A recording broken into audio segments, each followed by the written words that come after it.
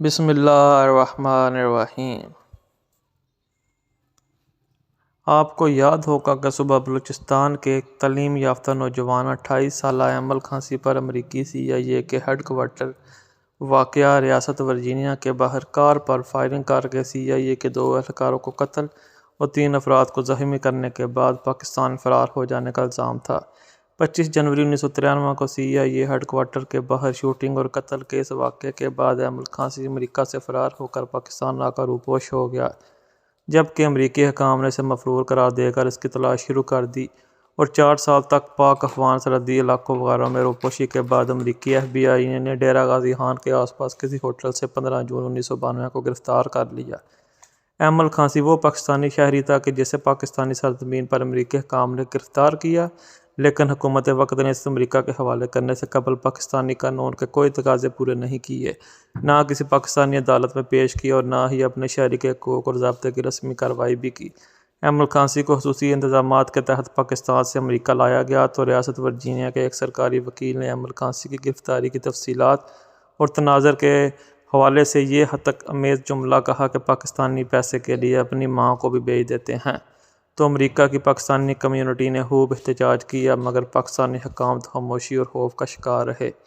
یہ ایمل کھانسی کی ہی گرفتاری تھی جس کے حوالے سے بعض حلقوں نے فاروق لغاری مرحوم اور مرحومہ بے نظیر بھٹو کے اختلافات میں بے نظیر کی طرفداری کرتے ہوئے یہ ہوا اڑائی کہ ایمل کھانسی کی ڈیرہ غازی خان سے گرفتاری میں فاروق لغاری کا ہاتھ تھا، حالانکہ حقیقت کچھ اور ہے۔ اس کی حقیقت محترم سابق سفیر قاضی جہانگیر اشرف سے بھی معلوم کی جا سکتی ہے، جو ایمل کھانسی کی سزائے موت کے وقت امریکہ میں پاکستان کے سفیر تھے اور وہ بلوچ روایات کی پاسداری کرتے ہوئے رخصت لے کر پاکستان گئے اور ایمل کھانسی کی نماز جنازہ و تدفین میں شریک ہوئے تھے۔ یہ بات قاضی اشرف جہانگیر نے مجھے خود بتائی، جبکہ ریاست اور ورجینیا میں خوف کا یہ عالم تھا کہ ریاست ورجینیا کے متعدد مساجد کے اماموں نے ایمل کھانسی کی نماز جنازہ پڑھانے سے انکار کر دیا۔ صرف Islamic centre of north Virginia کے مسجد میں نماز جنازہ ہوئی۔ امام ڈاکٹر میاں محمد سعید ایمل کھانسی کے لیے بڑے محترم اور روحانی سکون کا باعث تھے۔ ان سے ایمل کھانسی کا رابطہ بھی تھا اور وہ سزائے موت کے روز بھی جیل میں جا کر ایمل کھانسی سے ملے تھے، کیونکہ قیدیوں کو اپنے مذہب کے مبلغوں و پادری اور امام سے ملنے کی اجازت دی جاتی ہے۔ مختصر یہ کہ امریکی CIA کے اہلکاروں پر فائرنگ کر کے قتل کرنے والا غیر ملکی ایمل کھانسی کے سلسلے میں بھی تمام تر امریکی نفرت کے باوجود قانون کے تمام تقاضے پورے کیے گئے۔ ایمل کھانسی نے قتل کے جرم کا اعتراف بھی کر لیا تھا۔ ملاحظہ کیجیے، 25 جنوری 1993 کو قتل ہوئے۔ جون 1993 میں ایمل کھانسی گرفتار ہوا۔ 4 فروری 1998 کو عدالت نے سزا سنائی اور پھر اپیلوں کا سلسلہ مکمل کرنے کی مہلت دی گئی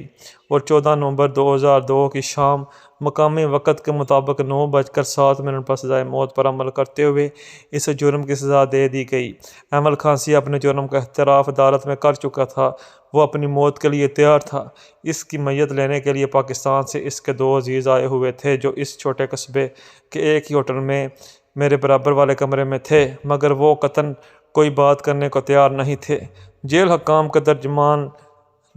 لیری ٹیلر نے جب جیل سے باہر آ کر ایمل کھانسی کی سزائے موت کا اعلان کیا تو سخت سردی کے باوجود جیو کے ذریعے پاکستانی شہری ایمل کھانسی کی سزائے موت کی خبر پاکستانی عوام تک تفصیل سے پہنچانے کی صحافتی ذمہ داری ادا کرتے ہوئے سردی کا احساس اس وقت ہوا جب ہاتھ اور ناک دونوں ہی